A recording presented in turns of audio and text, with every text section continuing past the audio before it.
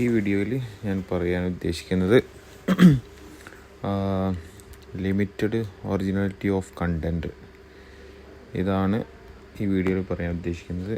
അപ്പോൾ Facebook page ഉണ്ടാക്കി കഴിഞ്ഞാൽ എല്ലാവരും ഉപയോഗം തുടങ്ങിയതിന് ശേഷം പിന്നെ കൂടുതൽ കണ്ടുവരുന്നൊരു ഇഷ്യൂ ആണ്, പോളിസി വയലേഷനായിട്ട് കാണുന്നതാണ് LOC, limited originality of content. ഈ കണ്ടൻറ്റ് ഒരുവിധം ആളുകൾക്കെല്ലാം ഫേസ്ബുക്കിൻ്റെ ചെറിയൊരു വയലേഷൻ കാരണം ഒരുവിധം എല്ലാവർക്കും കാണാറുണ്ട്. അപ്പോൾ അത് എങ്ങനെയാണെന്നുള്ളത് കാണിച്ചു തരാം.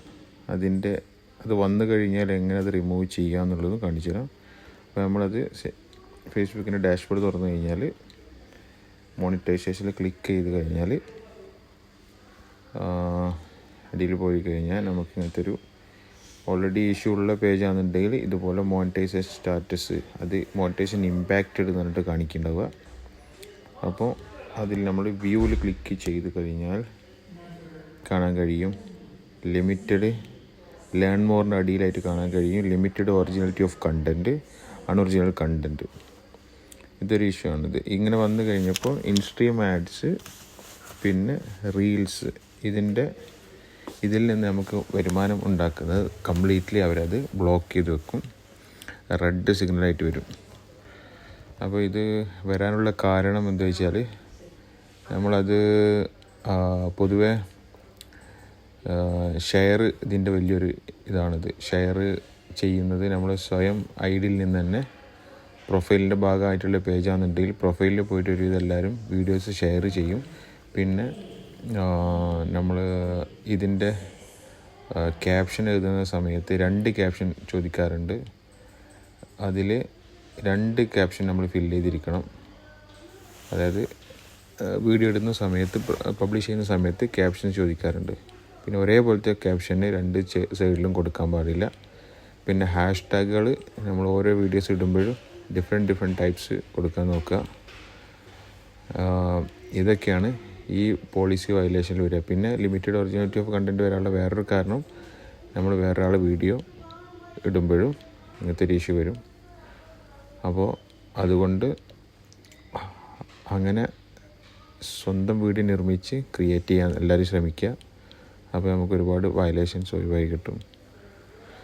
അപ്പോൾ ഇങ്ങനെ വന്നു കഴിഞ്ഞാൽ തന്നെ ഫേസ്ബുക്ക് പിന്നെ അതിൻ്റേതായിട്ടുള്ള സമയത്തിനനുസരിച്ച് സമയം എടുത്തിട്ടാണ് അത് പിന്നെ റിക്കവറായിട്ട് തരിക. ഇൻസ്ട്രീം ആഡ്സ് ആണ് ഏറ്റവും ഇമ്പോർട്ടൻ്റ് ആയിട്ട് വരുമാനം കിട്ടുന്നൊരു മാർഗ്ഗം. ഇതിൽ പിന്നെ റീൽസിലും കിട്ടും.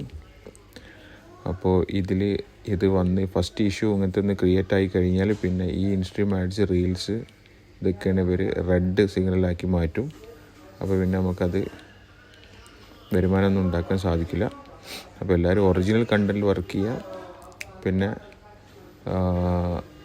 കൂടുതലും പ്രൊഫൈൽ വഴി ഷെയർ ചെയ്യാതിരിക്കുക. ഓട്ടോമാറ്റിക് അത് ഫേസ്ബുക്കിൻ്റെ അൽഗോരിതം വഴി തന്നെ അത് ഷെയറായി പോകുന്നതാണ് ഏറ്റവും ബെസ്റ്റ്. പിന്നെ ഈ പറഞ്ഞ പോലെ ക്യാപ്ഷൻസ്, ഹാഷ്ടാഗ്സ് ഇതൊക്കെ ഉൾപ്പെടുത്തുക. ഹാഷ്ടാഗ്സ് ഡിഫറെൻറ്റ് ആക്കാൻ നോക്കുക.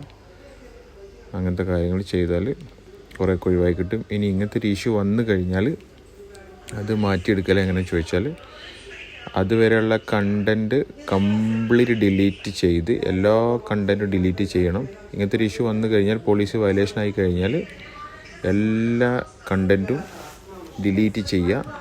എല്ലാ കണ്ടൻറ്റും ഡിലീറ്റ് ചെയ്തതിന് ശേഷം തുടർച്ചയായിട്ട് 7 days അല്ലെങ്കിൽ 10 days ലൈവിൽ വരിക. ഫേസ് കാണിച്ചിട്ട് ലൈവിൽ എല്ലാ ദിവസവും ഓരോ ലൈവ് ഇട്ടിട്ട് ചെയ്തുകൊണ്ടിരിക്കുക. ഒരു 3-4 മിനിറ്റ് അല്ലെങ്കിൽ മാക്സിമം ഒരു 5 minutes ലൈവ്. വേറൊരു കണ്ടൻറ്റ് ഉണ്ടാകാൻ പാടില്ല, ഈ ലൈവ് മാത്രം ഉണ്ടായിരിക്കുക. പിന്നെ ഫോട്ടോസ്, നിങ്ങളെ സ്വയം ഒറിജിനൽ കണ്ടൻറ്റ് ഫോട്ടോസ് അപ്ലോഡ് ചെയ്യുക. ഒരു ലൈവ് വീഡിയോ, ഒരു ഫോട്ടോ, അങ്ങനെ ഡെയിലി 10 ദിവസം മാക്സിമം ചെയ്ത് കഴിഞ്ഞാൽ ഈ ലേൺ മോർ പോയി ക്ലിക്ക് ചെയ്ത് കഴിഞ്ഞാൽ റിവ്യൂ റിക്വസ്റ്റഡ് എന്നുള്ള ഭാഗത്ത് നിങ്ങൾക്ക് റിവ്യൂ ചെയ്യാനുള്ള ഓപ്ഷൻ വരും. അതിന് ശേഷം നിങ്ങൾ റിവ്യൂ റിക്വസ്റ്റ് ചെയ്യുക. അപ്പോൾ പെട്ടെന്ന് നിങ്ങൾക്ക് അവർ റിവ്യൂ ചെയ്യുന്ന സമയത്ത് നിങ്ങൾ ഒറിജിനൽ കണ്ടൻറ്റാണെന്ന് അവർക്ക് വെരിഫൈ ആയി ചെയ്യും, പെട്ടെന്ന് കിട്ടുകയും ചെയ്യും.